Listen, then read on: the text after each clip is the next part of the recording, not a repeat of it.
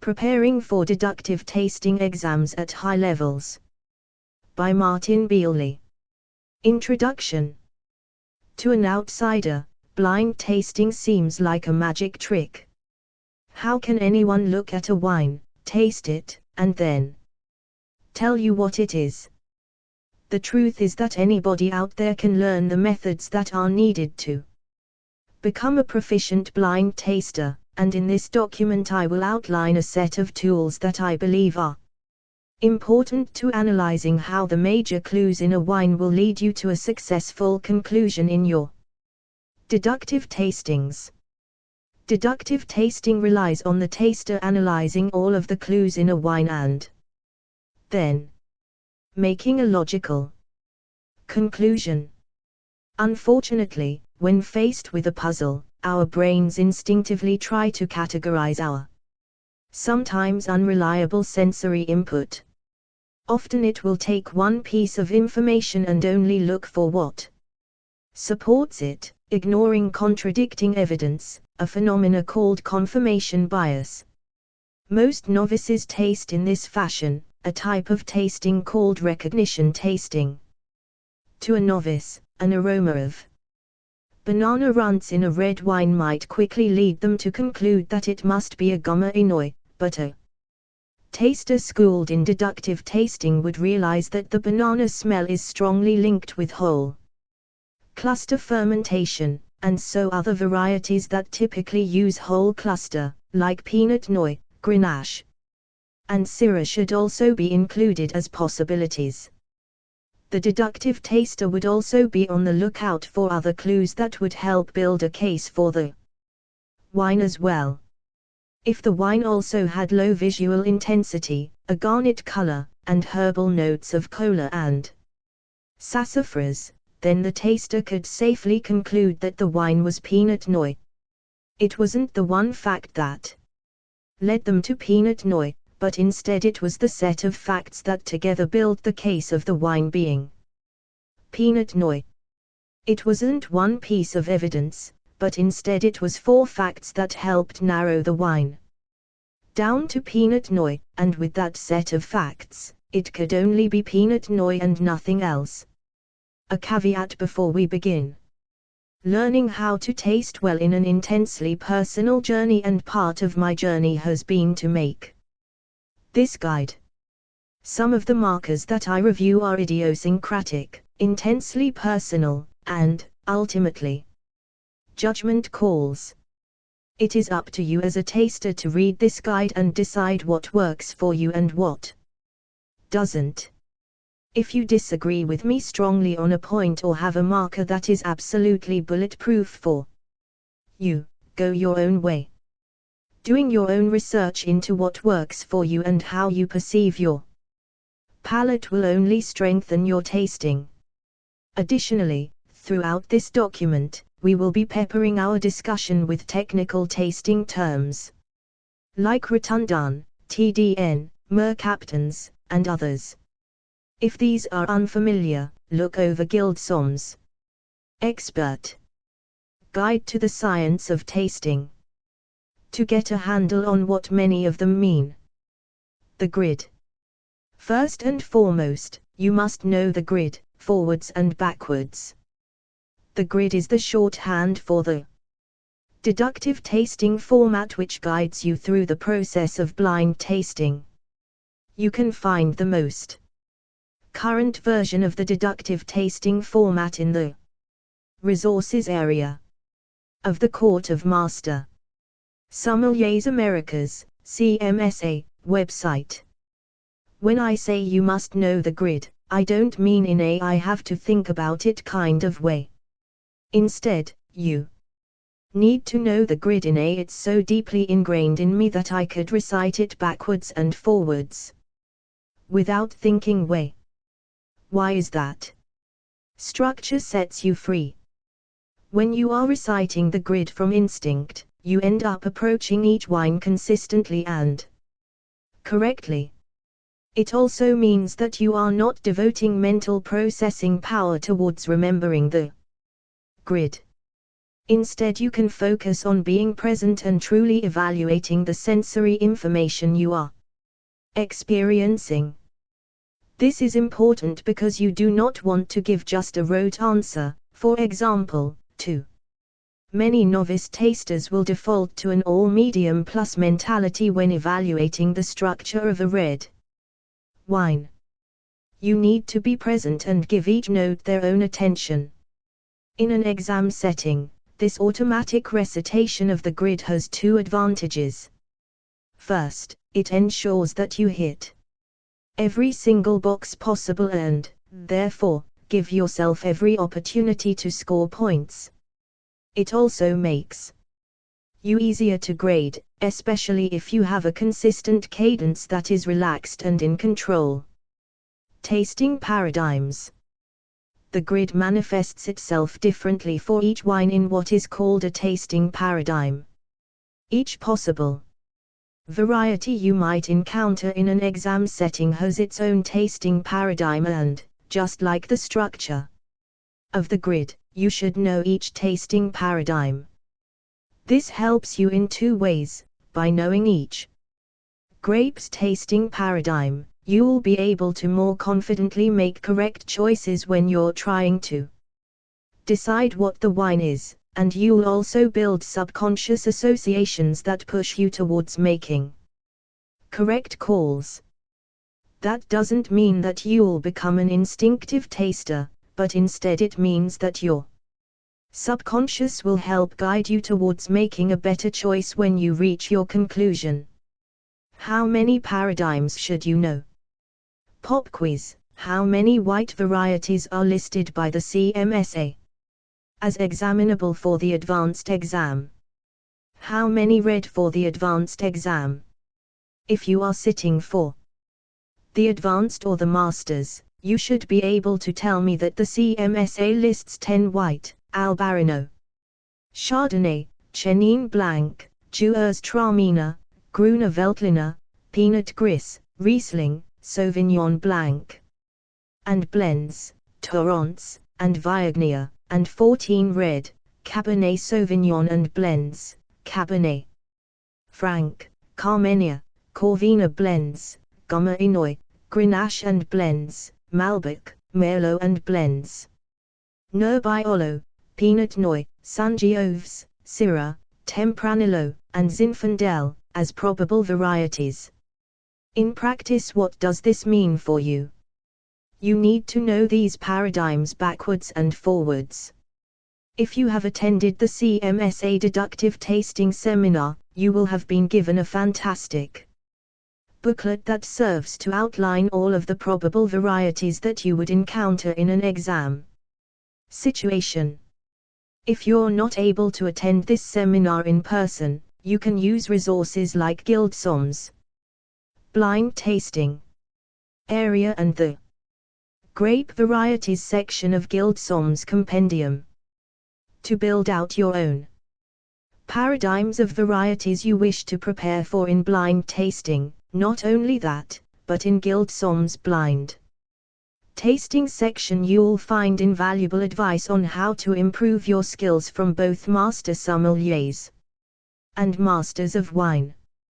Your goal should be to imagine a glass of wine in your hand like, say, a New Zealand Sauvignon Blanc, and then recite the perfect tasting note from memory, with impeccable cadence and without any effort on your part to recall the information. Your own personal grid. As you develop your methodology for approaching tasting, you should start to adapt the grid to play to your strengths and shore up your weaknesses. How so? Take a look at the grid that's on the following page. This is my own personal grid that I used during deductive tasting, and I've changed the structure a bit from the standard grid. There's a lot more things to check for. Yes, but it's something that works for me. In order to be a true deductive taster, I need to make sure that I'm checking for everything that could possibly be in a wine. Instead of a generic non-fruit category, I've expanded it into 12.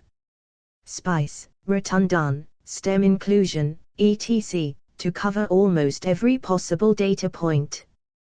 Yes, I've still got a category labeled other, but the most important things that fall into other have been broken out of it. You've added some categories that don't exist on the CMSA grid. Yes, I have, specifically a category for floral intensity in the nose and palate and a Y category for the initial conclusion and final conclusion. The floral intensity category is there to help me differentiate between moderately and highly floral whites, Albarino vs Torrance, for example, and to help clue me into reds with very expressive florals, such as my Beaten Noir, Malbec. The Y category is a mental reminder for me to slow down and to listen to everything that I've said while giving my tasting notes, thus giving myself another reminder to process deductively rather than instinctively. You've got structure before palate. I find significant value in the clues that structure can provide, so I want that information as part of my process while assessing the wine on my palate. Thus, if I get a major clue from the structure, such as high acid, high tannins, high alcohol, etc., I can then focus my evaluation on the palate to compare against my tasting paradigms that match with that structural clue. It's almost like one part of my brain is going through the analysis of the wine, while another part is off to the side, evaluating what I'm saying and comparing it to what I'm tasting, which can only occur if you have your grid and paradigms down cold. This is what works for me. There are those who prefer to put the palate after structure, and they would argue that it gives their palate a chance to acclimatize to the wine, which I do not disagree with. Everyone tastes differently, and you shouldn't be afraid to experiment with what works for you. One of my friends goes so far as to do structure twice, both before and after the palate, to ensure that they give it proper importance. My personal deductive tasting grid site: clarity / brightness, intensity, primary color, secondary color, rim color, staining, viscosity, gas / sediment, nose faults, intensity, condition / maturity, fruit condition, white wine fruits, citrus / stone / tree / tropical / other, red wine fruits, red / black / blue / purple / other, floral intensity, floral, vegetal, herbal, spice, rotundan, stem inclusion, thiols, Brettanomyces, botrytis, TDN, mercaptans, lees, malolactic fermentation, oxidation, other. Organic earth, inorganic earth, oak, French oak, American oak. Structure: residual sugar, body, texture, tannin / phenolics, acid, alcohol. Balance / complexity / length. Palate: faults, intensity, condition / maturity, fruit condition, white wine fruits, citrus / stone / tree / tropical / other, red wine fruits, red / black / blue / purple / other, floral intensity, floral, vegetal, herbal, spice, rotundan, stem inclusion, thiols, Brettanomyces, botrytis, TDN, mercaptans, lees, malolactic fermentation, oxidation, other. Organic earth, inorganic earth, oak, French oak, American oak. Initial conclusion: Old World / New World, climate, Y, possible varieties, possible countries, age range. Final conclusion: variety / blend, Y. Country of origin, region/appellation, quality/classification, vintage. Good habits to improve your tasting. I love how sommeliers take on theory. We ask hard questions, we keep score, we systematically track our progress and identify areas of improvement. But when it comes to tasting, quite often we'll take our notes at a tasting session and never look at them again. That is a shame, because when you make a mistake, you're not taking that gift and learning from it. So how do you improve? Take all of the data that you're creating and use it effectively. In the appendix, I have a Guild Somm post where I published my spreadsheet that I use to track blind tastings. It has some analytical tools that will allow you to see how well /poorly you are doing as you taste your wines and give you valuable, objective feedback on the accuracy of your tasting rather than just your intuition and memories. You don't have to use my methodology, but I highly encourage you to review and analyze how well you are tasting, because there is very little room for error when you are in an exam setting. The next step would be to use that data to help identify your personal markers and what markers you may be blind to. You can then incorporate these markers into your own grid to ensure you're not missing crucial clues. For example, I completely missed a torrance in a high-pressure situation because I wasn't checking for floral notes during the flight. If you know that you have a difficult time sensing floral notes, doesn't it make sense for you to build a box into your grid to check for florals to ensure that you detect it more often? Now you're prepared to use your previous tastings and improved grid to structure future tastings. How should you take advantage of that data? Taste what you haven't tasted recently. Since you know what you've seen at recent tastings, you can now use this as an opportunity to plan future tastings. As you tweak your tasting methodology, you might find that certain changes will have unexpected outcomes. Even if you know that you can get Pinot Grigio 99 times out of 100, you're still better off making sure that you are properly calibrated. Focus on what you're doing poorly and practice. Now that you have objective data on what you're missing, you can structure your future tastings to work on those blind spots. How? In the next section, I'll lay out some techniques that I use to make my tastings more effective. Structuring your tastings. Many sommeliers tend to develop a myopic focus on 6 wine flights. 6 wine flights are great for learning how to run the grid during a 6 wine flight, but I contend that they are not great tools for improving your deductive abilities. When you go 4-4-6 and miss the Pinot Grigio and Brunello, calling them Gruner Veltliner and Rioja respectively, what did you really learn? What will you take away? That will help you distinguish between Pinot Grigio and Gruner Veltliner or between Brunello and Rioja the next time you encounter them. Instead, I believe you should be spending most of your time on comparatives, 75% or more, especially when you have your grid down.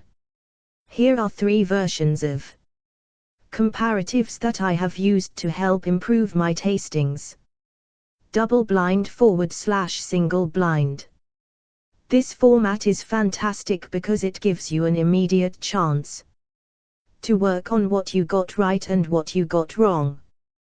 To do a double / single, everyone in the group brings a bottle of wine based on a theme, say, low pigment variety reds, and then places them in bags. I would recommend getting a pack of something like these, so they are all the same, and then pours them in random order.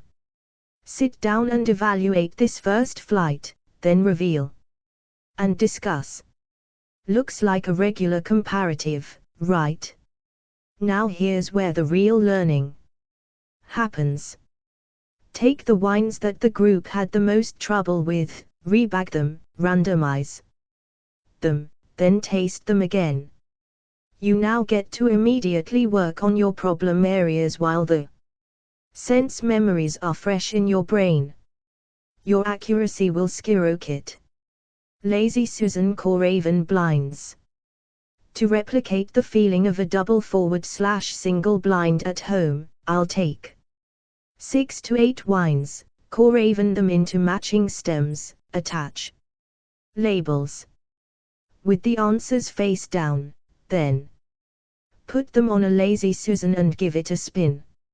I then pull one off at random and taste. Every time I get it right, it comes off the Lazy Susan. If I get it wrong, it goes back on. This is a really great way to do solo tasting at home. Triangle test. This exercise will help you distinguish 2 wines that you regularly confuse for each other. Have a friend pour you 2 glasses from one bottle and 1 glass from another and then taste them as a flight, trying to guess which 2 wines are the same. You'll be amazed how confused you can get, so dig deep and focus on the objective factors. Tasting with objective factors. What are objective factors? They are the clues that significantly limit your possible options because when you encounter them, they connect you to certain grape varieties, vineyard characteristics / practices, or vinification techniques. To help organize and consider the importance of each factor, I have grouped mine into 3 types. Varietal. If this type of objective factor is present, treat it as an absolute signal of what your possibilities are. Varietal objective factors are key to making conclusions because they are tied to specific varieties, greatly narrowing your possibilities. If you miss a varietal objective factor in your tasting, you're likely to make an incorrect conclusion.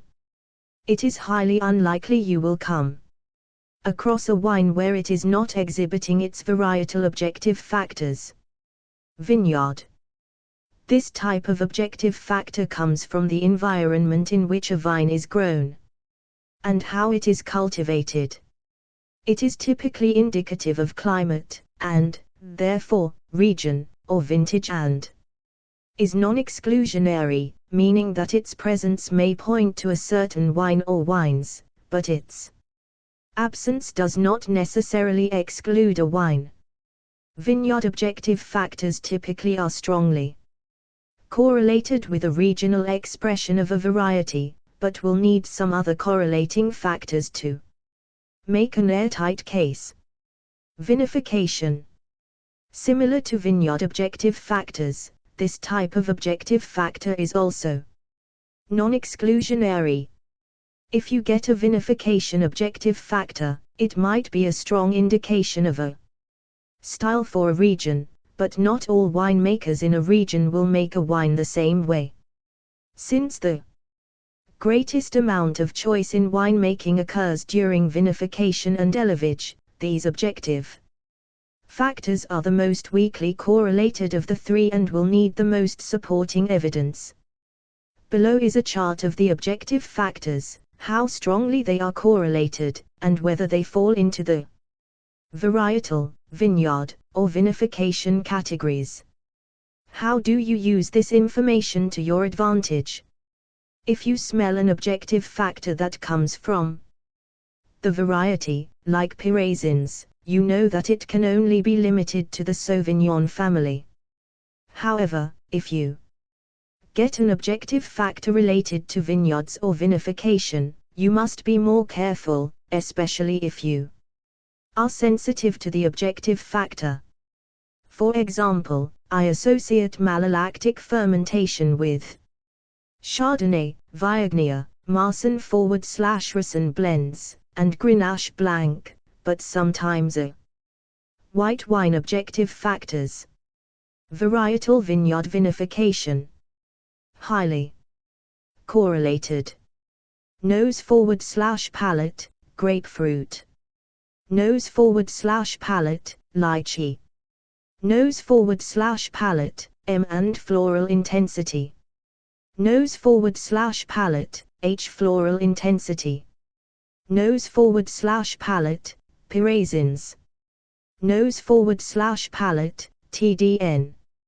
Nose/palate, mercaptans. Palate, low tannins. Palate, high acid. Visual, deep brownish gold. Nose/palate, fruit is tartar on palate. Nose/palate, American oak. Palate, residual sugar. Moderately correlated. Nose/palate, chamomile/hay. Nose/palate, parsnip/turnip. Nose/palate, rotundun. Nose/palate, lanolin/wet wool. Nose/palate, Fruit Loops. Nose/palate, overripe/dried fruit. Nose/palate, botrytis. Palate, high body. Palate, oily texture. Palate, high alcohol. Visual, platinum. Visual, copper. Visual, gas. Nose/palate, MLF. Nose/palate, oxidation. Nose/palate, struck flint. Palate, spritzig. Weakly correlated. Visual, high viscosity W/fast tears. Visual, high viscosity W/slow tears. Nose/palate, lees. Red wine objective factors. Varietal vineyard vinification. Highly correlated. Visual, orange/garnet rim color. Nose/palate, P raisins. Nose/palate, olive. Nose/palate, rotundun. Nose/palate, fruit is tartar on palate. Nose/palate, eucalyptus. Nose/palate, botrytis. Palate, off dry. Moderately correlated. Visual, high intensity. Visual, garnet primary color. Nose/palate, overripe/dried fruit. Nose/palate, M and /H floral intensity. Nose/palate, cola/sassafras. Palate, H tannins. Nose/palate, overripe/dried fruit. Visual, purple/magenta rim color. Nose/palate, EA/VA. Nose/palate, Brettanomyces. Nose/palate, overripe/dried fruit. Nose/palate, carbonic. Nose/palate, stem inclusion. Nose/palate, MLF. Nose/palate, oxidation. Nose/palate, American oak. Weakly correlated. Visual, low intensity. Nose/palate, thiols. Winemaker might opt to allow a small amount to help soften out a cold vintage in another grape or blend. In every case you must ask yourself that, although you are perceiving this objective factor, is it significant enough to make a meaningful impact on your conclusion? Making conclusions using objective factors. In general, I would say that you want 4 to 5 objective factors to help you make your conclusion. Let's take an example wine that I'll describe in a very limited fashion and run through it. If you come Across a red wine with high visual intensity, red and black fruit that was ripe but went tartar on the palate, high floral intensity, aromas of black olives, and sweaty saddle forward/barnyard aromas from Brettanomyces. What could it be? Let's first identify the objective factors. Deep red color with high visual intensity. Red and black. Fruit is tartar on the palate. High floral intensity. Black olive. Aromas. Brettanomyces. Presenting as sweaty saddle and barnyard aromas. And now let's categorize the objective factors by type and strength. High visual intensity. Varietal, moderately correlated. Fruit is tartar on the palate. Vineyard, highly correlated. High floral intensity. Varietal, moderately correlated. Black olives. Varietal, highly correlated. Brettanomyces. Vinification, moderately correlated. So what variety are we dealing with our red wine here? Let's look at our 3 varietal objective factors, 2 of which are highly correlated, and list the possible varieties. High visual intensity. Cabernet Sauvignon, Carmenère, Merlot, Malbec, Syrah. High floral intensity. Nebbiolo, Malbec, Syrah. Olives. Syrah, Grenache. Syrah is the only variety that is consistent across all of these factors, so with these 3 objective factors we've figured out what the grape is, and now we just need to know where it comes from. Let's look at what's left. Fruit is tartar on the palate. Vineyard, highly correlated. Brettanomyces. Vinification, moderately correlated. Our vineyard objective factor, the fruit is tartar on the palate, points to an old world wine. In the context of Syrah, Brettanomyces is typical of northern Rhone Syrah, so we can confidently say we have a Syrah from the northern Rhone. From this exercise, you can see how I made my primary decision on 3 objective factors that narrowed down my varietal choices to just one option. 2 more objective factors not only confirmed the variety, but left me with one conclusion for the origin of the wine. Because I waited until after thoroughly evaluating the wine, I was able to avoid jumping to conclusions and relying on instinctive taste memory. Using objective factors in your deductive reasoning allows you to quickly recognize what your possibilities are and pushes you towards a strong conclusion. The major advantage of this method is that it forces you to make your conclusion based on multiple sources of information, not just one. This will eliminate situations where you don't know because you will have gathered so much sensory information that there can only be one possible conclusion by the end. Suggestions for improving your deductive tasting. So how do you utilize this information to maximize the impact on your tasting? In this section we'll review some techniques I believe will help you raise your tasting game. Don't be afraid to make mistakes. The best way you'll learn is by not being perfect, so don't be afraid to make a decision. Many times, novice tasters will be tempted into the medium plus trap where the entire structure is medium plus. Especially for reds. People do this because they are afraid of being wrong, but the best way to learn is by being wrong and learning from your mistakes. If you're torn between medium plus and high, but leaning towards high, don't say medium plus just to be safe. Instead, say high. If you're going to be wrong, be wrong with conviction, don't cheat yourself out of an opportunity to learn. The absence of objective factors is just as important as their presence. Coming to a conclusion can be difficult if you only have a few objective factors to draw on. In those cases, you'll have to use your knowledge of other varietal profiles to help make your case.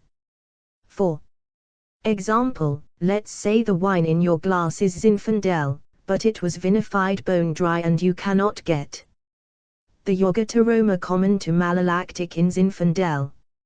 You were able to detect that the fruit condition was overripe /dried, and so what you should do is ask yourself for every grape that has overripe /dried fruit condition as an objective factor, do you detect the objective factors associated with each of them in the wine?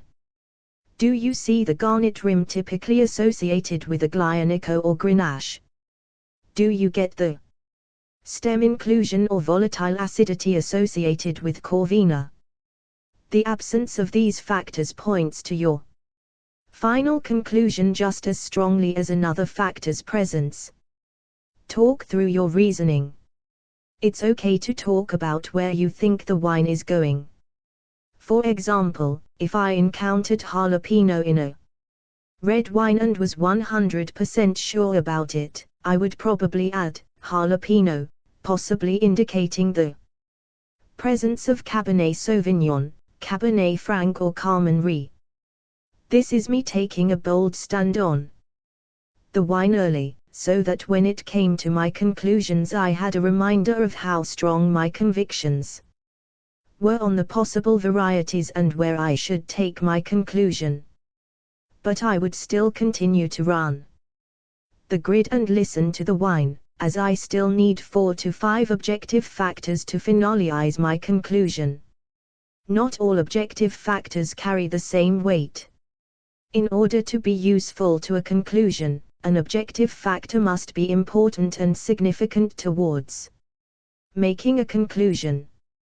For example, Grüner Veltliner, Pinot Gris /Grigio, and Albarino are grapes that have phenolic bitterness, but identifying the fact that they have phenolic bitterness does not help you make a conclusion in between them.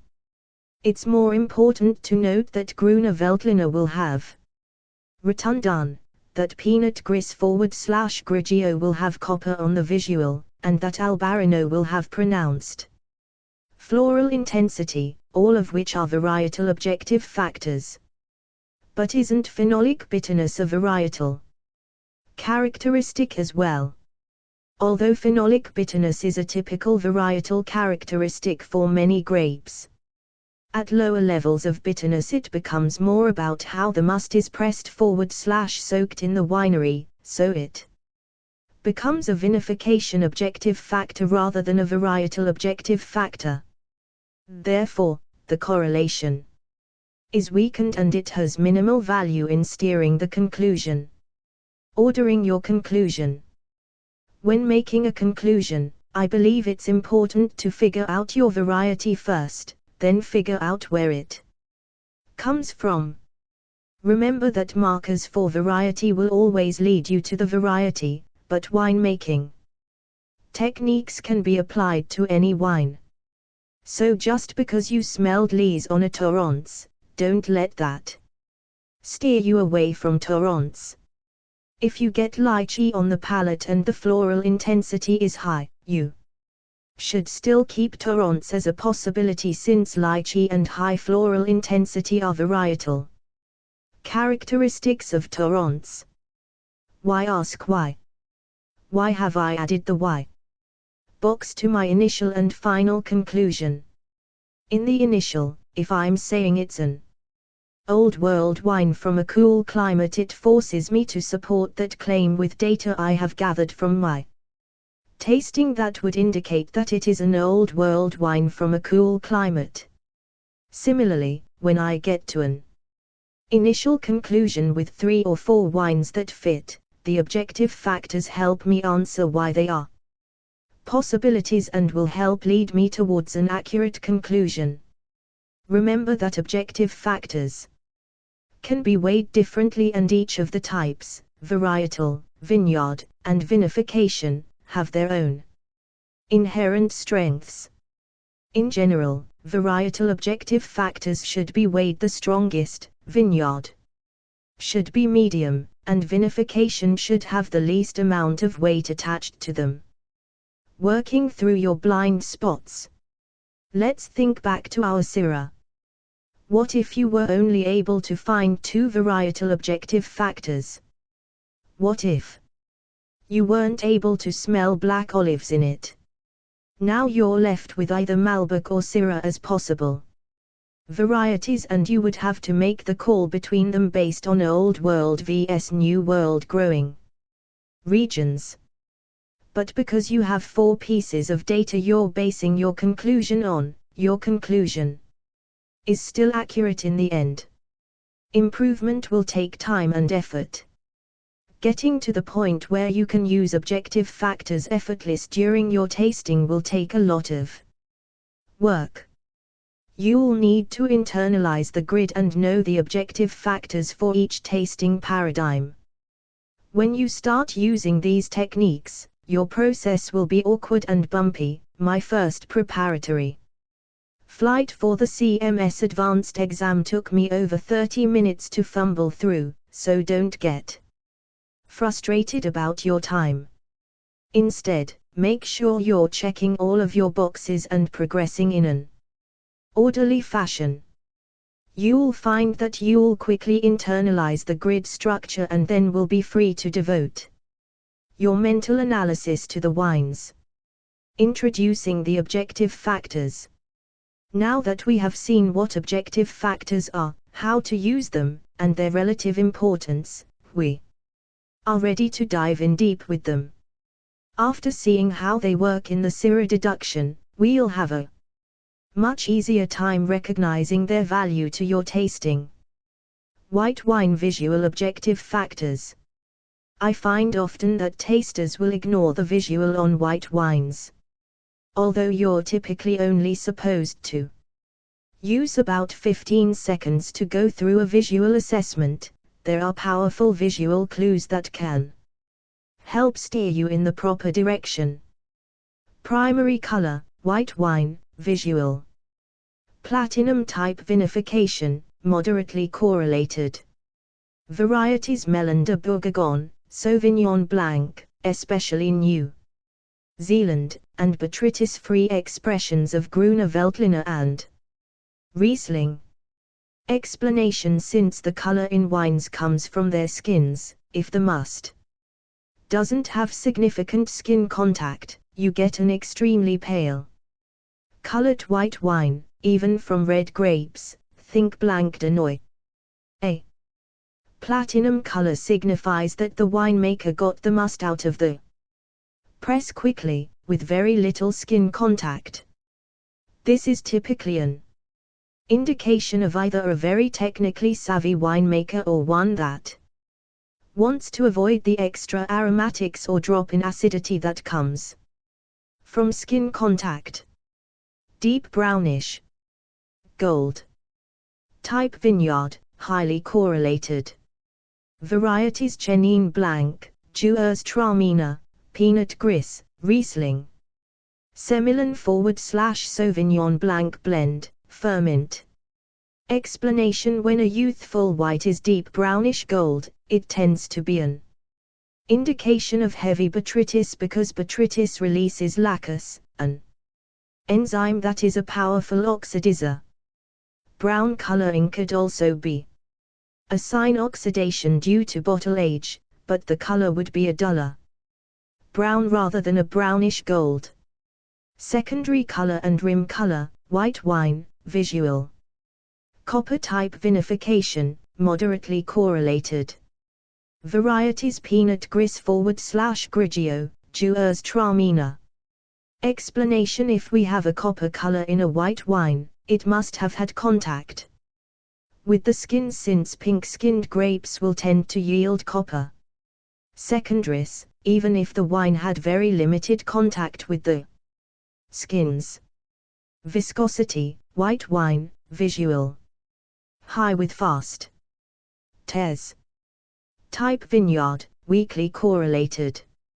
Varieties Chardonnay, warmer climate examples, Gewürztraminer.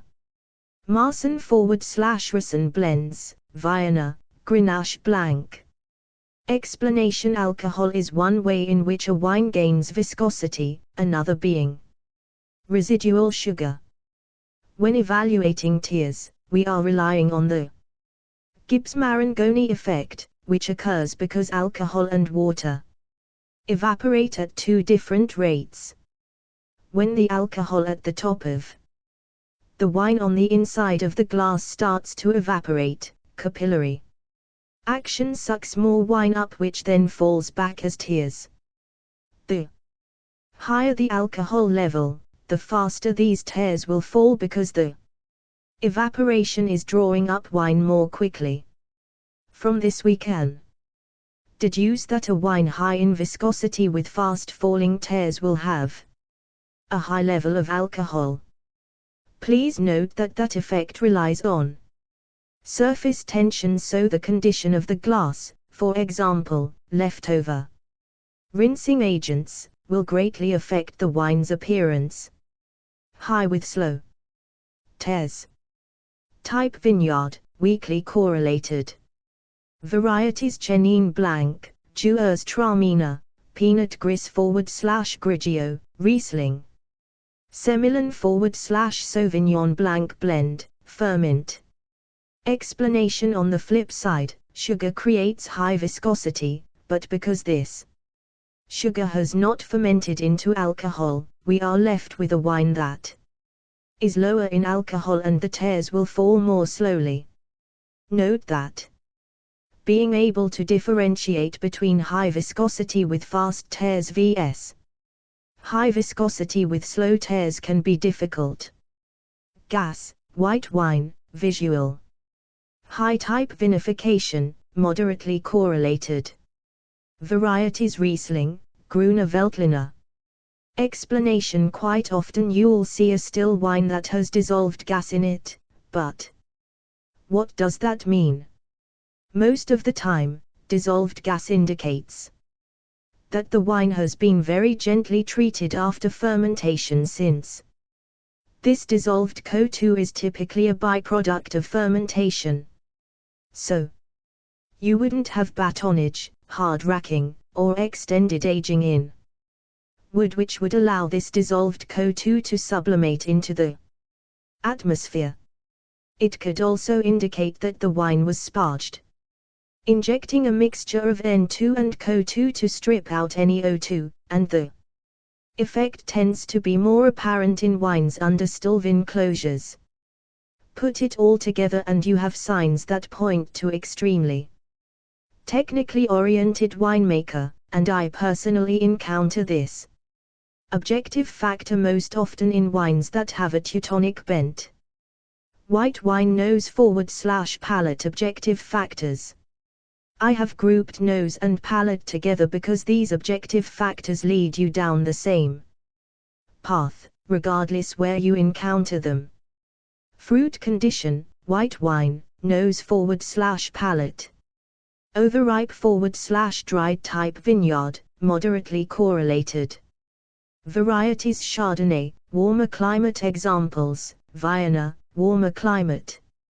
Examples: Grenache Blanc, Chenin Blanc, Gewürztraminer, Pinot Gris, Riesling, Semillon /Sauvignon Blanc blend, ferment. Explanation: fruit condition is dependent on climate, and so overripe fruit character will tend to occur only in the hottest of climates or instances where the grapes shrivel on the vine. You can also encounter dried fruit in an aged wine, but a duller visual with brown notes would have to accompany the dried fruit notes. Fruit is tartar. On palate. Type vineyard, highly correlated. Varieties: fruit that becomes tartar on the palate is generally indicative of an Old World wine. Explanation: this is one of the most helpful objective factors relating to vineyards because it can assist in identifying what sort of climate you have.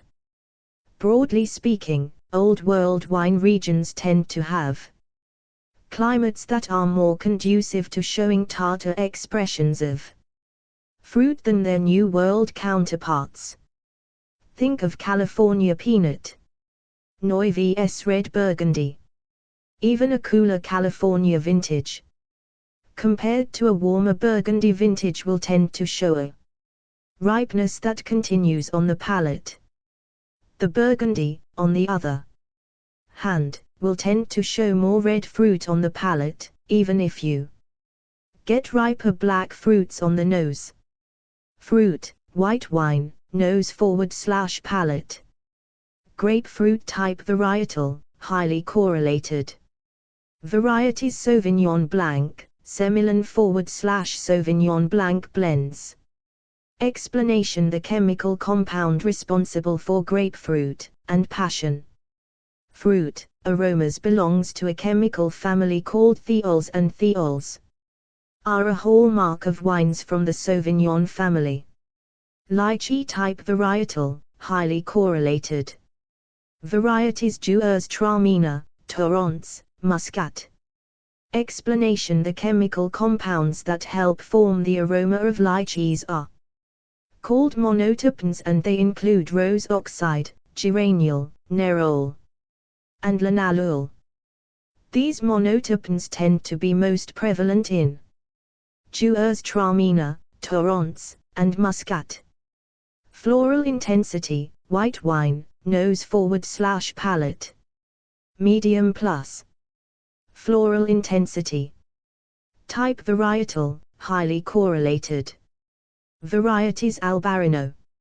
Explanation: Albarino wants to be a floral grape, and the best expressions show an exuberance of honeysuckle and orange blossom. Some examples, especially if they are sourced exclusively from the Val d'Oisans, will tend to not show as floral, since the cooler climate will inhibit the ripeness enough to mute this character. Although Riesling can be a terpenic grape, I personally do not find floral intensity to be a reliable factor in my evaluations for Riesling, and thus have omitted it here, but your experience may differ. High floral intensity. Type varietal, highly correlated. Varieties Gewürztraminer, Torrance, Muscat, Viognier. Explanation: because these four varieties tend to be loaded with monoterpenes, they will exude floral aromas in your sensory evaluation. Specific ones like rose oxide will yield scents of roses, while geraniol smell like geranium and lemon, while nerol will smell like orange and roses. Vegetal, white wine, nose/palate. Jalapeno, bell pepper, black currant bud. Raisins. Type varietal, highly correlated. Varieties Sauvignon Blanc. Explanation: raisins are a signature feature of the Cabernet family and have a distinctive green aroma when harvested from an underripe grape. Because they can ripen out, you must pay particular attention to this objective factor and not rely on them immediately jumping out on the nose, as the recent trend of hot vintages in Sancerre can demonstrate. Chamomile. Hay. Type varietal, moderately correlated. Varieties Chenin Blanc. Explanation: chamomile tea and hay are two commonly described markers for Chenin Blanc. Although I cannot give you a scientific basis as to why this aroma occurs, I tend to concur with most tasters on this marker for Chenin Blanc and how strongly it correlates with the grape. Parsnip, turnip type varietal, moderately correlated. Varieties Marsan/Raisin blends. Explanation: Marsan tends to have an almond/hazelnut note to it, since it is prone to oxidation, and when you combine it with even low amounts of oak and sulfur typical in the northern Rhône, that note tends to develop into turnips, not surprising given the sulphurous nature of brassicas, and parsnips, especially roasted parsnips. Rotundun, white wine, nose/palate. Radish, lentils. White pepper. Type varietal, moderately correlated. Varieties Grüne Veltliner. Explanation: Rotundun is a very aromatic compound called a sesquiterpene. In white wines it tends to express itself as radishes, lentils, and white pepper, which is distinctive to Grüne Veltliner. Botrytis, white wine, nose/palate. Honey, ginger. Saffron, etc. Type vineyard, moderately correlated. Varieties Chenin Blanc, Gewürztraminer, Muscat, Pinot Gris, Riesling. Semillon/Sauvignon Blanc blends, ferment. Explanation: Botrytis cinerea is a fungus that infects grapes either when the flower cap falls off, and then lays dormant until conditions are favorable, or later colonizes when there is an opportunistic wound in the grapes, created by pests, hail, frost, fungi, etc.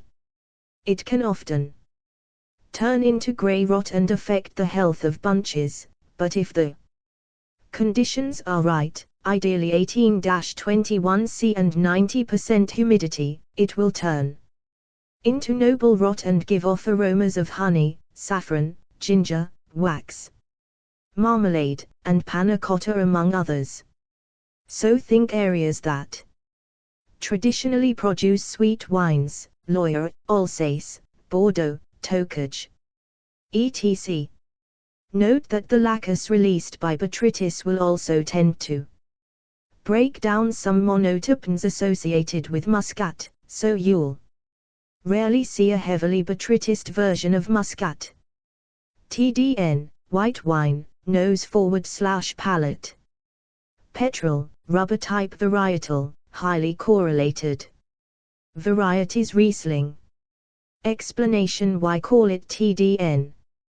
Because 1,1,6-trimethyl 1,2-dihydronaphthalene is a bit of a mouthful. Most prominently found in Riesling, this is the chemical that produces distinct petrol/rubber/garden hose aromas. Research has shown that this chemical is created in the skins of grapes due to sunlight, so modern handling techniques of white wine must, along with a better understanding of how to get ripe but not sunburned grapes in the field, can decrease the overall amount of TDN in a wine. Many German winemakers consider TDN to be a fault and work very hard to eliminate it from their wines, so you can't always rely on the presence of this compound. Mercaptans/sulfur aromas, white wine, nose/palate. Onion. Cabbage. Type varietal, moderately correlated. Varieties Sauvignon Blanc, Semillon/Sauvignon Blanc blends.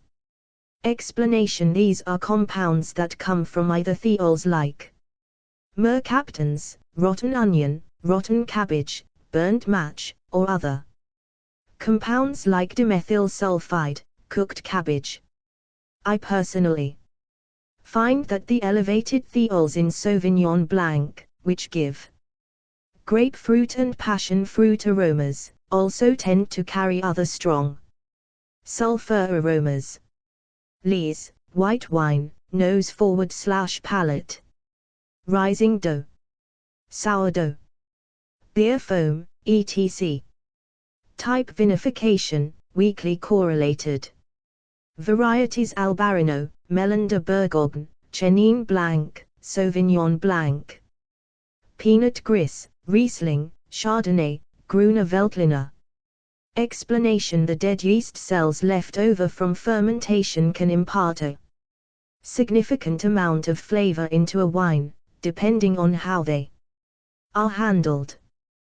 There are many varieties whose classic expressions include the use of lees by winemakers, and although it does not help narrow the field significantly, it can be another useful piece of evidence when building a case for a variety.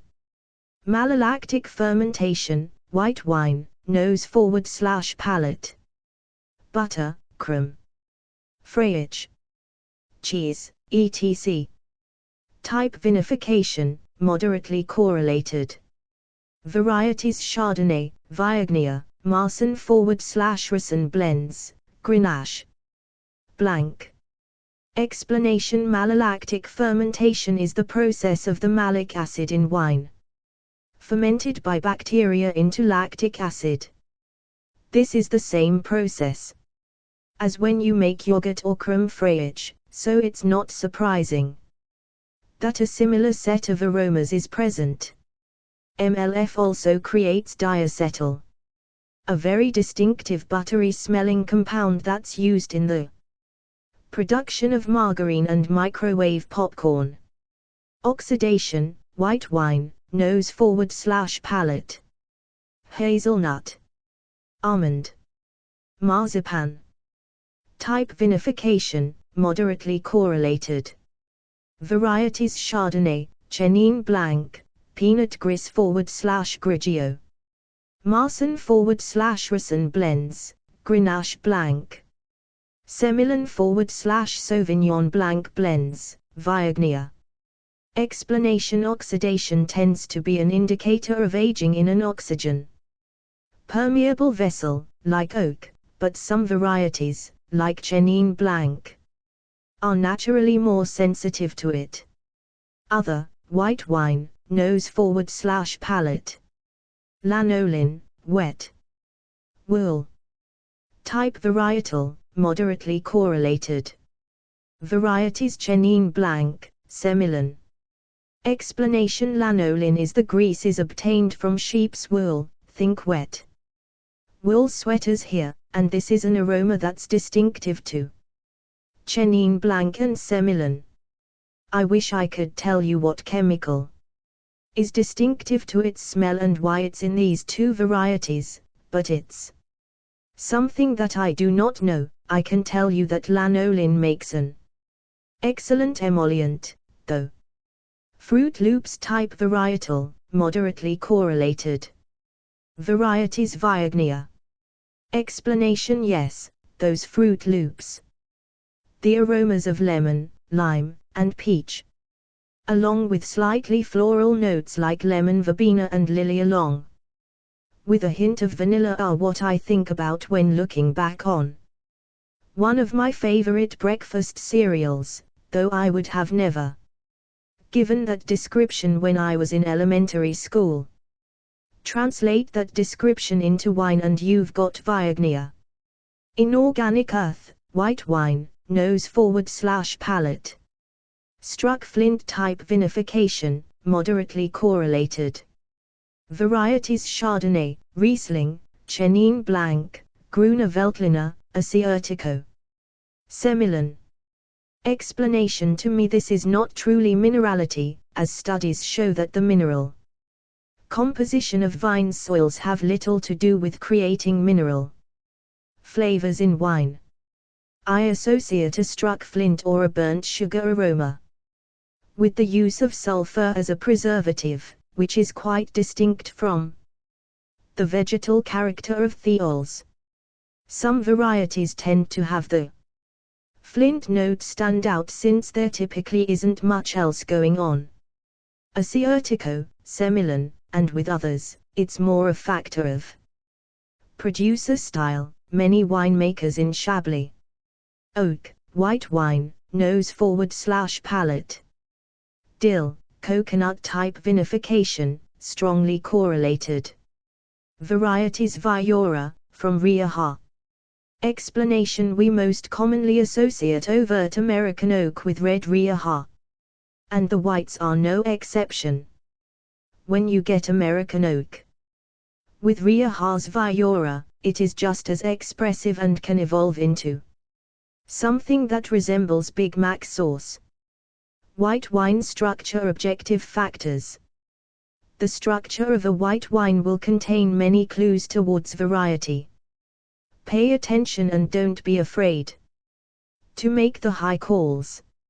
If a wine has high acid, say it has high acid.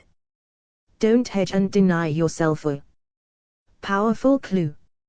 Residual sugar, white wine, palate. Off dry. Medium sweet. Luscious. Type vinification, strongly correlated. Varieties: Chenin Blanc, Gewürztraminer, Muscat, Pinot Gris / Grigio. Riesling, Semillon / Sauvignon Blanc blend, ferment. Explanation: RS is such a beautiful thing to experience because you immediately have narrowed down the wines to a handful of very distinctive examples that each have their own unique set of objective factors. Body, white wine, palate. High body type vineyard, moderately correlated. Varieties: Chardonnay, warmer climate. Examples: Gewürztraminer, Viognier, Marsanne / Riesling blends, Grenache Blanc, Chenin Blanc, Pinot Gris / Grigio, Riesling, Semillon / Sauvignon Blanc. Blend, ferment. Explanation: this box should correspond with your viscosity call. If you have a difference here, you should probably re-evaluate your viscosity call and amend it. Texture, white wine, palate. Oily type vineyard, moderately correlated. Varieties: Chardonnay, warmer climate. Examples: Gewürztraminer, Viognier, Marsanne / Riesling blends, Grenache Blanc. Explanation: high body plus little to no residual sugar generally translates into lots of glycerol and alcohol for me, which gives a very oily, rich texture. Spritzig type vinification, moderately correlated. Varieties: Riesling, Grüner Veltliner. Explanation: remember on site when we talked about dissolved gas on the palate, you can really sense it, and the Germans call this slight prickling sensation on your tongue Spritzig. It's basically the carbon dioxide dissolved in the wine forming minute amounts of carbonic acid on your tongue, thus creating the prickling on your palate. Same varieties as the visual apply on the palate for the same reason. Tannins / phenolics, white wine, palate. Low tannins type varietal, highly correlated. Varieties: Asiatico. Explanation: the only white that I regularly encounter the sensation of tannins on is Asiatico. Normally soaking a wine on the skins would reduce the acidity, but with Asiatico it naturally has so little potassium that there is very little drop in acid from skin contact. Some winemakers feel that the added tannins and phenolics create a nice counterpoint to the bracingly high acidity of the grape. Acidity, white wine, palate. High acid type varietal, highly correlated. Varieties: Asiatico, Chardonnay, cooler climate. Examples: Melando, Bourgogne, Chenin Blanc, Riesling, Sauvignon Blanc, Semillon. Semillon / Sauv Blanc blends. Explanation: high acid can be difficult to detect if a wine has residual sugar, but it is paramount to be aware of how RS can mask acidity. Instead of using the initial hit of acidity as your measure of the acid level of a wine, instead after you spit focus on how much and how long your mouth waters.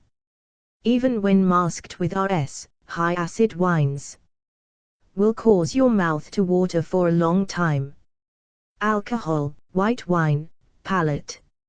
High alcohol type vineyard, moderately correlated. Varieties: Chardonnay, warmer climate. Examples: Gewürztraminer. Viognier, Marsen/Rasen blends, Grenache blank. Explanation: remember that a high alcohol call will also be in line with your body and viscosity calls. In order to get better about evaluating alcohol levels, try tasting a low alcohol wine side by side with a high alcohol wine and swallow just a little of each in succession. Suck air into your mouth and focus on how much your throat burns and how quickly the alcohol cools your palate. Eventually, you'll start to get it dialed in. To make even greater steps, I would recommend trying to guess the exact ABV of the wine you're tasting. Your palate will get dialed in very quickly. Red wine visual objective factors. Thankfully, with red wines, when an objective factor appears, it tends to narrow your options a little more precisely than white wines. While many white wine objective factors will have maybe 7 to 8 possible varieties, with red wines there are few that indicate more than 6 varieties. Intensity, red wine, visual. Low type varietal, weakly correlated. Varieties: Pinot Noir, Grenache, Nebbiolo. Explanation: low intensity of color means we are dealing with a low pigment variety. It used to be fashionable to say thick-skinned vs thin-skinned, but it is more accurate to look at the amount of pigment, anthocyanins, in the grapes. Basically, with these wines, you should be able to easily see through them. Please note that this factor is non-exclusive, as winemaking decisions such as longer soaking or blending with more intensely colored varieties can deepen the intensity of these wines. Similarly, other varieties can be made in a fashion where they will have low intensity, such as Zinfandel, Sangioves, Cabernet Franc, and Merlot, etc., but typically these varieties will still exhibit a higher intensity than the ones listed for this objective factor. High type varietal, moderately correlated. Varieties: Cabernet Sauvignon, warm climate examples especially, Merlot, Malbec, Syrah. Explanation: high intensity of color comes from varieties that are high in anthocyanins. This results in deep, intense colors, typically with such saturation that it is difficult to see through the wine. This high color intensity is more strongly correlated than a low intensity, since the typical steps in red wine making allow the must to extract the abundance of anthocyanins in the skins quite readily. However, winemaking techniques and extended aging can diminish color intensity. As with whites, the visual has a number of clues for the savvy eye. One clue that isn't really an objective factor, but is important, is the hue for the primary color of red wine. The red pigments in a wine tend to be more stable at lower pH, while the purple pigments are more stable at a higher pH. This means that if you have two red wines, one ruby red in color and the other purple, the ruby red colored wine will tend to have a higher acid than the purple colored wine. It helps play into the possibilities of variety and climate immediately on the visual, but will still need to be checked by running through the grid and examining your objective factors. Primary color, red wine, visual. Garnet type varietal, moderately correlated. Varieties: Pinot Noir, Grenache, Nebbiolo, Sangioves. Explanation: the garnet color tends to be one of the more distinctive expressions of color in reds, typically associated with varieties that are more prone to oxidation or see extended aging in oak. Rim color, red wine, visual. Purple / magenta type vinification, moderately correlated. Varieties Cabernet Sauvignon, Carmenère, Merlot, Malbec, Syrah, Gamay. Noi, with carbonic or semi-carbonic maceration. Explanation: this type of rim variation tends to come from one of two sources. The first is carbonic maceration, which can create an intense purple rim. The other is youthful examples of varieties that tend to have deeper color intensity and are also aged in oak. Orange / garnet type varietal, strongly correlated. Varieties Pinot Noir, Grenache, Nebbiolo, Sangiovese, Aglianico. Explanation: typically this type of rim variation will come from varietal characteristics. With some of these varieties, like Nebbiolo and Sangiovese, these are enhanced by the extended aging required before release. Red wine nose / palate objective factors. Faults: red wine, nose / palate. Ethyl acetate. And / or volatile. Acidity. Type vinification, moderately correlated. Varieties Corvina, Nebbiolo, Sangiovese, Aglianico, Tempranillo, Gran. Reservoir styles especially. Explanation: volatile acidity comes from bacteria, typically Acetobacter aceti, which ferments alcohol into acetic acid, which smells like vinegar. Because, well, acetic acid is vinegar.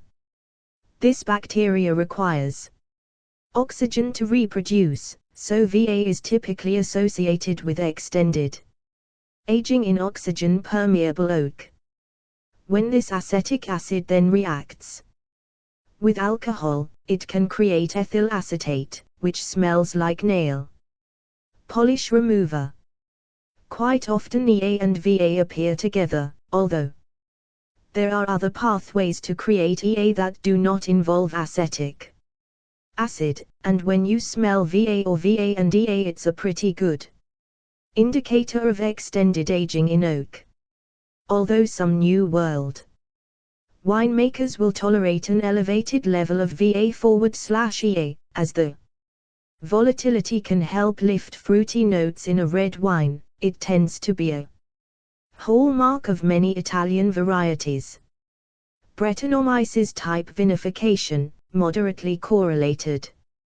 Varieties Syrah, Rhone especially, Grenache, Rhone especially, Merlot and Merlot blends, Bordeaux especially, Cabernet Sauvignon and Cabernet Sauvignon blends, Bordeaux especially. Tempranillo, Gran Reserva styles especially. Explanation: Brettanomyces bruxellensis is the most prominent yeast in the Brettanomyces family when it comes to wine and is considered a spoilage yeast. It can smell like bacon, smoke, wild game, or barnyard. A hardy microbe, once established in a winery, it is difficult to remove. Brett loves to live off of wood sugars and so tends to be indicative of regions, or winery, where hygiene is a bit lacking or where there is significant stem inclusion that gives Brett the wood sugars it prefers.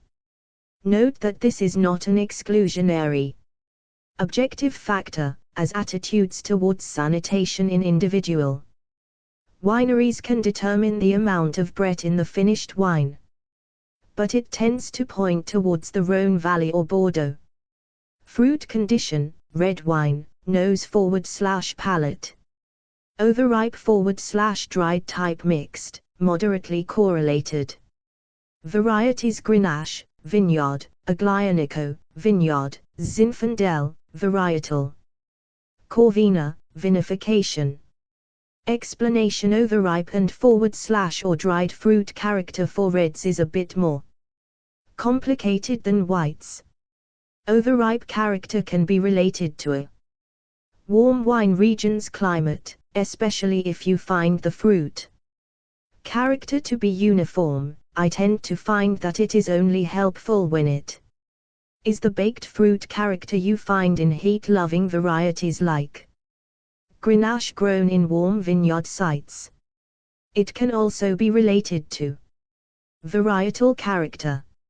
Zinfandel tends to be prone to uneven ripening, giving you its hallmark character of mixed overripe and underripe fruit. For winemaking, regions that dry their grapes before vinification will exhibit dried fruit character, but not necessarily baked fruit character. Think of the difference between a ripe apricot, a dried apricot, and a baked apricot cobbler, with Corvina-based blends from Amaron della Valpolicella being one of the most prominent dried grape wines. Aging can also yield a dried fruit character, but will typically be accompanied by brown or tawny visual notes. Carbonic type vinification, moderately correlated. Varieties Gomme et Noi, more with village, less to none with cru, Pinot Noi. Partial or whole cluster expressions, Grenache, partial or whole. Cluster expressions, Syrah, partial or whole cluster expressions. Explanation: carbonic maceration is a technique that results from whole cluster fermentation. The grapes, cut off from the vines as a nutrition source, try to survive by transforming their sugar and malic acid into ethanol and carbon dioxide. The fruit character takes on a bright, Jolly Rancher-style presentation that is quite distinctive. It also produces esters like amyl acetate and isoamyl acetate, which together smell like bananas, pear drops, a candy more familiar to the British, bubble gum, or cotton candy. Fruit condition, continued, red wine, nose forward/palate. Fruit is tartar on the palate. Type vineyard, strongly correlated. Varieties fruit that becomes tartar on the palate is generally indicative of an Old World wine. Explanation for the reasoning behind this, see the fruit is tartar on the palate factor for white wines. Floral intensity, red wine, nose forward/palate. Medium +2. High floral intensity. Type varietal, moderately correlated.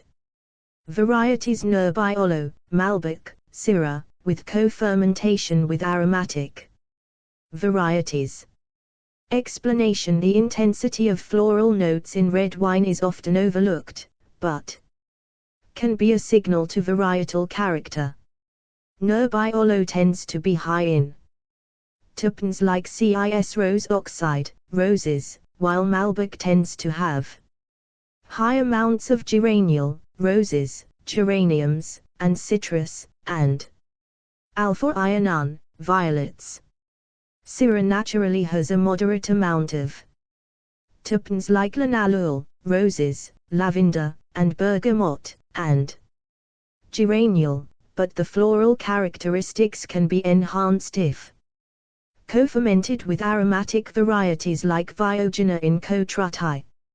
Other varieties like Cabernet Sauvignon, Cabernet Franc, Merlot, and Gomme et Noi tend to exhibit floral notes as well, but not at the levels of Nebbiolo, Malbec and Syrah. Corvina can have high concentrations of linalool, but this decreases significantly when the grapes are dried as the linalool oxidizes, creating more earthy green notes. Vegetal, red wine, nose forward/palate.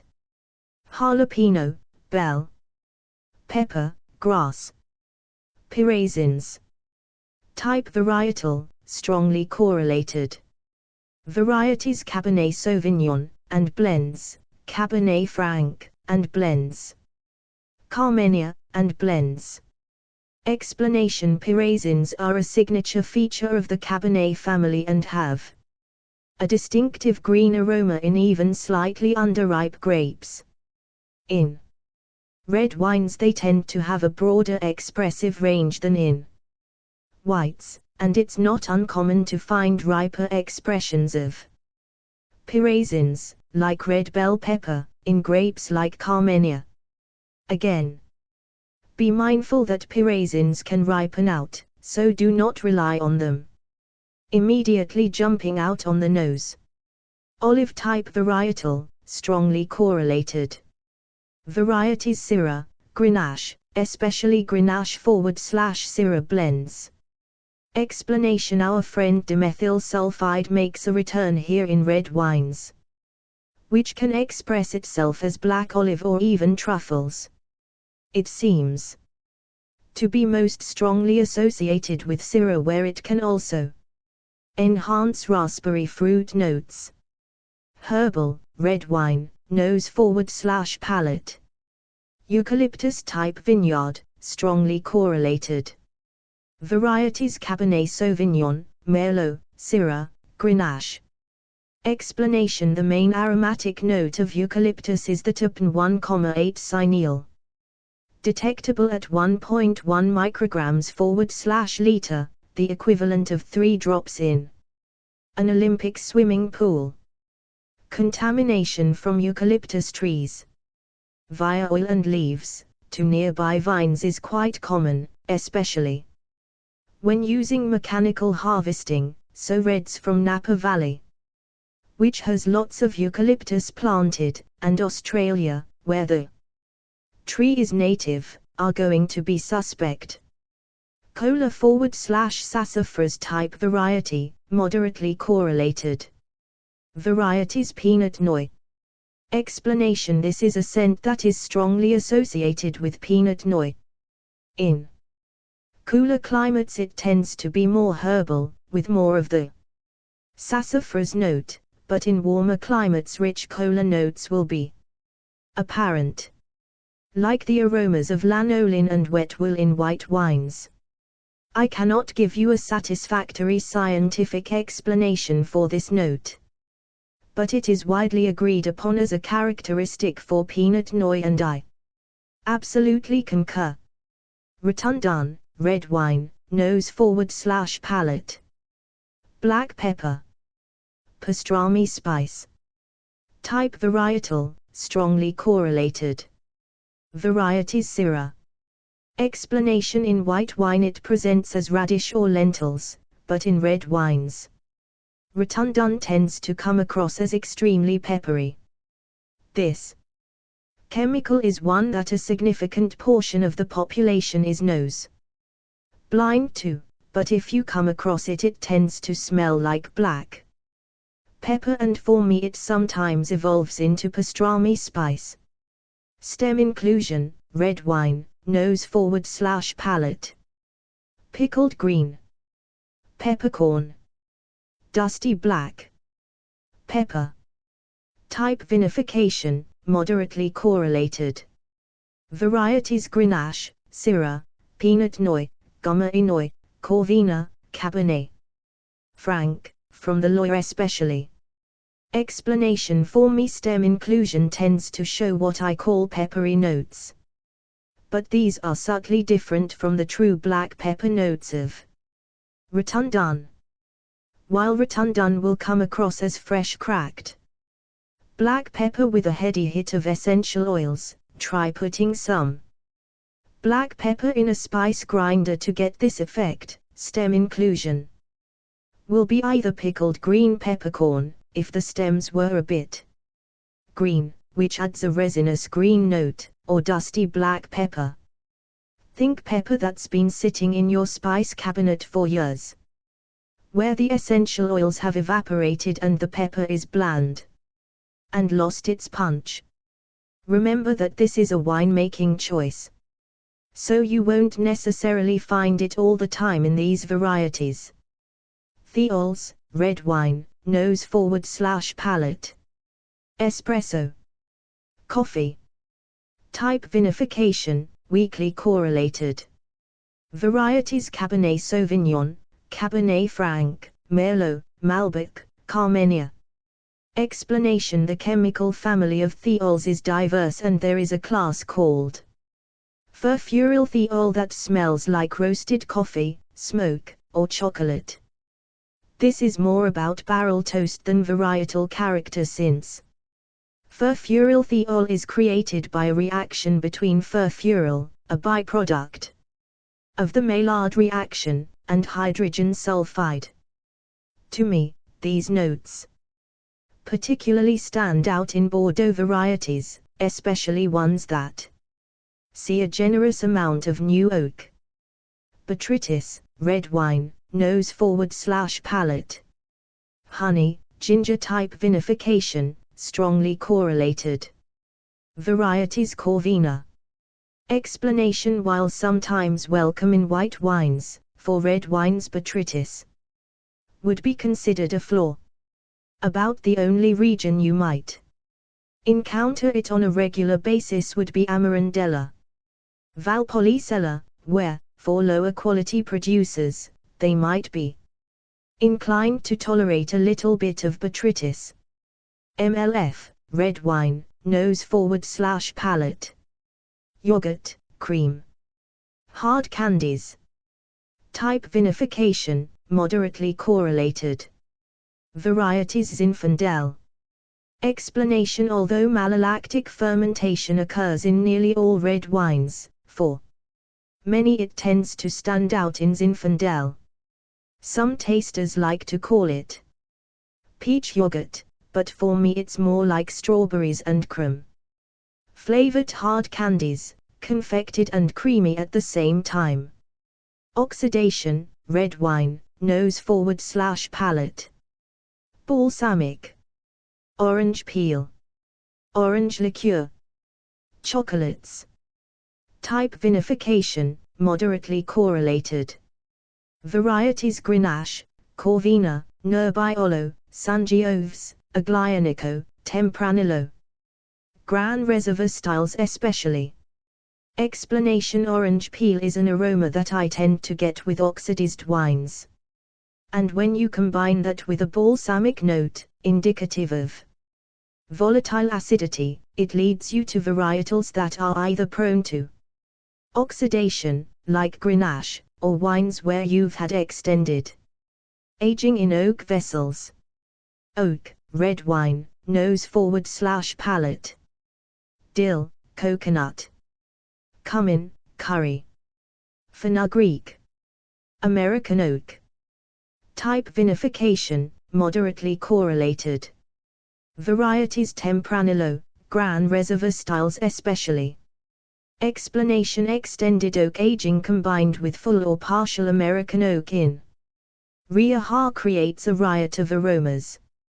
American oak is more prominent, with whiskey lactones, which give us sweet, coconut aromas, and the extended aging period gives a chance for complex aromas like Sotolon, which smells like fenugreek or maple syrup. Red wine structure: objective factors.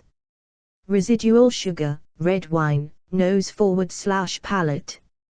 Off-dry type vinification, highly correlated. Varieties: Corvina, Zinfandel, Grenache, especially from Australia, Syrah, especially from Australia.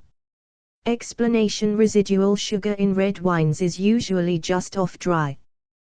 Typically RS can be found in Amaran, where the law allows RS levels to adjust upwards with ABV, Zinfandel, and warmer climate. Expressions of Grenache and Syrah, where the sugar complements the exuberant ripe fruit and helps integrate the elevated alcohol. Tannins /phenolics, red wine, nose /palate. High tannins type varietal, moderately correlated. Varieties: Cabernet Sauvignon, Nebbiolo, Aglianico. Explanation: when I speak of high tannins, I mean rip your teeth off your gums. High Cabernet Sauvignon, which already has high grape tannins, typically sees them supplemented with wood tannins from oak aging. Meanwhile, both Nerbiolo and Aglianico are tannic beasts. Some might question not including Sangioves, but I personally feel that the warmer climate in Tuscany doesn't allow the grape to develop truly high tannins. Some would disagree with me, and if you do, I encourage you to use what works for you. Conclusion. Getting better at deductive tasting involves a lot of disciplined practice. It can be devilishly hard to fight against our instincts and not jump to conclusions. However, the process of deductive tasting is designed to force you to systematically approach each glass of wine the same way. If you focus on building a case for your conclusions, where you have 4 or more data points that support your conclusion, you will eventually become a better taster. Get there by focusing on knowing the grid backwards and forwards and then learn what works for you.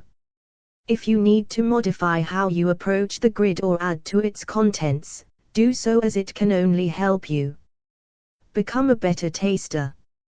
You also need to know your varietal paradigms and objective factors, and know the science behind them as well, so you can make educated deductions while you are tasting. And finally, focus on doing comparative tastings, rather than 6 wine flights, and track your tasting so you know where you are strong and where you can improve. Being a good taster is not about being born with a magic palate, it's about doing the hard work. Memorizing your tasting theory and practicing your deductive skills. If you put your time into honing your skills, you can be sure to be ready to attack the tasting section of a high-level exam. Additional resources. CMSA Resources Area. A listing of exam standards as laid out by the Court of Master Sommeliers Americas. Guildsomm's Expert Guide to the Science of Tasting. A must-read to get a better understanding behind the science of tasting. Guildsomm's Blind Tasting section. Filled with useful tools including commentary by knowledgeable tasters. Grape Varieties section of Guildsomm's Compendium. Complete varietal profiles for many major varieties, including descriptions of major classic regions for each variety. Green Pin Manifesto. A comprehensive view of how to approach learning at the advanced exam and beyond. Advanced memory techniques and how to apply them. My own guide on how to develop memorization systems to deal with learning and retaining large amounts of information. Preparing for service exams at high levels, advanced and masters. My walkthrough of how to prepare for service exams. StudyTech 1.04. A great overview of not only what to study for higher level wine exams, but how to approach the material as well. Appendix A, Table of varieties and corresponding objective factors. Variety Visual Nose / Palate. Albarino Floral Intensity, M+. Lees. Asiatico Inorganic Earth, Flint Tannins, Low. Acid, High. Chardonnay Viscosity, HW / Fast Tears. Warm climate. Fruit con, overripe / dried, warm climate. Lees. MLF. Oxidation. Inorganic earth, flint. Body, high, warm climate. Texture, oily, warm climate. Acid, high, cool climate. Alcohol, high, warm climate. Chenin blanc deep brownish gold. Viscosity, HW / slow tears. Fruit con, overripe / dried. Vegetal, chamomile, hay. Botrytis. Lees. Oxidation. Lanolin. Inorganic earth, flint. Residual sugar. Body, high. Acid, high. Ferment deep brownish gold. Viscosity, HW/slow tears. Fruit con, overripe /dried. Botrytis. Residual sugar. Body, high. Tuers tramina deep brownish gold. Copper. Viscosity, HW/fast tears. Viscosity, HW/slow tears. Fruit con, overripe /dried. Fruit, lychee. Floral intensity, high. Botrytis. Residual sugar. Body, high. Texture, oily. Alcohol, high. Grenache blanc viscosity, HW/fast tears. Fruit con, overripe /dried. MLF. Oxidation. Body, high. Texture, oily. Alcohol, high. Gruner Veltliner platinum, no botrytis. Gas, high. Rotundan. Lees. Inorganic earth, flint. Texture, spritzig. Marsan/Rasan. Blends. Viscosity, HW/fast tears. Vegetal, parsnip, turnip. MLF. Oxidation. Body, high. Texture, oily. Alcohol, high. Melon de Bourgogne platinum. Lees acid, high. Muscat fruit, lychee. Floral intensity, high. Botrytis. Residual sugar. Peanut gris /grigio deep brownish gold. Copper. Viscosity, HW/slow tears. Fruit con, overripe /dried. Botrytis. Lees. Oxidation. Residual sugar. Body, high. Riesling platinum, no botrytis. Deep brownish gold. Viscosity, HW/slow tears. Gas, high. Fruit con, overripe /dried. Botrytis. TDN. Lees. Inorganic earth, flint. Residual sugar. Body, high. Texture, spritzig. Acid, high. Sauvignon blanc platinum, especially NZ, fruit, grapefruit. Vegetal, pyrazines. Mercaptans.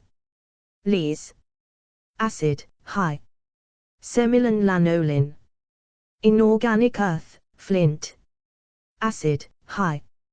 Semillon/Sauve blanc deep brownish gold.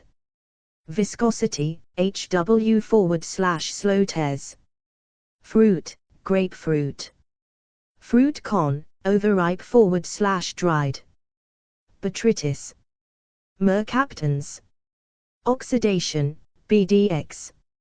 Residual sugar. Body, high.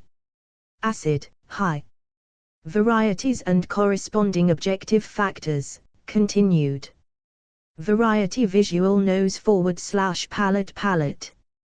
Torrance fruit, lychee. Floral intensity, high. Viognia viscosity, HW/fast tears. Fruit con, overripe /dried, warm.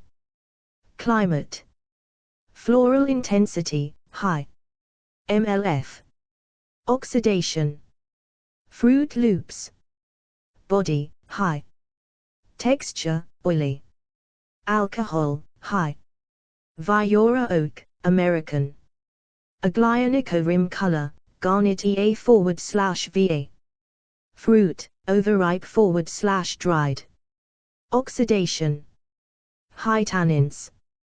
Cabernet Franc vegetal, pyrazines. Stem inclusion, lawyer. Thiols. Cabernet Sauvignon high intensity. Rim color, purple /magenta.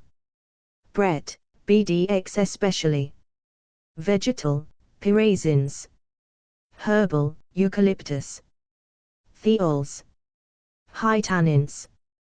Carmenia rim color, purple / magenta vegetal, pyrazines. Thiols. Corvina ea / va. Fruit, overripe / dried. Stem inclusion. Botrytis. Oxidation. Off dry. Gomma enoi rim color, purple / magenta, carbonic, fruit, carbonic, village. Stem inclusion. Grenache low intensity. Primary color, garnet. Rim color, garnet. Brett, Rhone especially. Fruit, overripe / dried.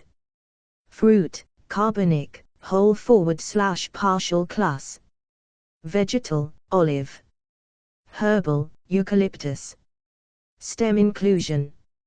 Oxidation. Off-dry, Australia. Malbec high intensity.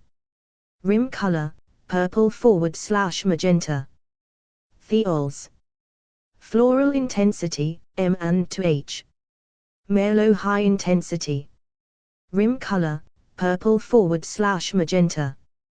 Brett, BDX especially. Herbal, eucalyptus. Thiols. Nerbiolo-visual, low intensity. Primary color, garnet. Rim color, garnet. EA / VA. Floral intensity, M and to H. Oxidation. High tannins. Pinot Noir low intensity. Primary color, garnet. Rim color, garnet. Fruit, carbonic, whole / partial class. Herbal, cola / sassafras. Stem inclusion. Sangiove's primary color, garnet. Rim color, garnet. EA / VA. Oxidation. Varieties and corresponding objective factors, continued. Syrah high intensity. Rim color, purple / magenta. Brett, Rhone especially. Fruit, carbonic, whole / partial class. Floral intensity, M and to H, Kufum. Vegetal, olive. Herbal, eucalyptus. Rotundan. Stem inclusion. Off-dry, Australia. Tempranillo low intensity oak, American. Zinfandel fruit, overripe / dried. MLF. Off-dry. Appendix B, post from Guildsom entitled Track Your Blind Tastings with this Google Sheet. Hi folks. I had been struggling with developing a way of tracking my blind tasting and just paper and pen didn't seem to be adequate. I was using a Google Sheet to track my tastings, but the raw data, unanalyzed, was a crime to my organized mind. I didn't have any overall view of how well I was doing. I wanted a tool that would automatically analyze my tastings and tell me where I was doing well and help me identify my blind spots, so I spent a few hours a month ago to create something to do exactly that. The final result can be found here. Blind tasting tracking blank. Please make a copy for yourself to use and give it a try. If you're looking for an example of how to fill it out, check out this example. Blind tasting tracking example. It seems more complicated than it is, but all you really have to do is fill out the tasting log sheet and the rest will take care of itself. The document has 3 sheets. Overall scores. Raw takes total scores from the analysis sheet for whites / reds and sums them up, including non-classic examples, rolls up the instances where you passed / failed non-classic examples into the appropriate category. Omitting non-classic examples, excludes non-classic examples. This is the best Indicator of how you are tasting. Analysis. Rolls up the data from the tasting log sheet. To match between the tasting log sheet and the analysis sheet, you need to make sure that you are using the country code and varietal code consistently. So Gruner from Austria becomes GV from at. To add a new varietal, just insert it into the sheet and update the order so you can sort appropriately. Note that varietals listed on this sheet are solely based on what I've been tasting lately for my own studies, and you can modify it as you see fit by inserting a row into the sheet and adding the varietal code and country code. Just make sure to use the same varietal code and country code whenever you enter anything in the tasting log sheet. Columns. Order for sorting. Varietal. Country. Tasted, sum of number tasted from the tasting log sheet. Classic, sum of number classic examples from the tasting log sheet. P% and P adjective, raw pass percentage and adjusted percentage based solely on classic examples. F% and F adjective, raw fail percentage and adjusted percentage based solely on classic examples. Percent and adjective, almost pass percentage and adjusted percentage based solely on classic examples. Pass, NC, pass, but not a classic example. Fail, NC, fail, but not a classic example. Tasting log. Here's where I keep the raw data from my tastings. The color codings are manually added after the tastings. Columns. Order for sorting. SC, score. 1, pass, got country and varietal correct. My methodology does not go down to appellation to score a wine as correct, as I feel that, for my purposes, that country is sufficient. 2, fail, missed both. 3, almost, got close enough or initialed the correct wine. 4, pass, but not a classic example. 5, fail, but not a classic example. Date and LOC, day and what tasting I was at. First set of wine information, what you called. Varietal for what you called, using the 2-digit varietal code. O/N, Old World, New World. Country, using the same consistent codes, 2 digits for everything except USA. Appellation. Vintage. Objective factors, notes for why you called that wine. Second set of wine information, what the wine was. Varietal, using the 2-digit varietal code. Producer. Bottling. Country. Using the same consistent codes, 2 digits for everything except USA. Appellation. Vintage. Objective factors missed, notes for what you missed in the wine that should have lead you to the correct answer. Objective factors added, notes for what you mentally added to the wine to make you go astray. Notes, any other notes.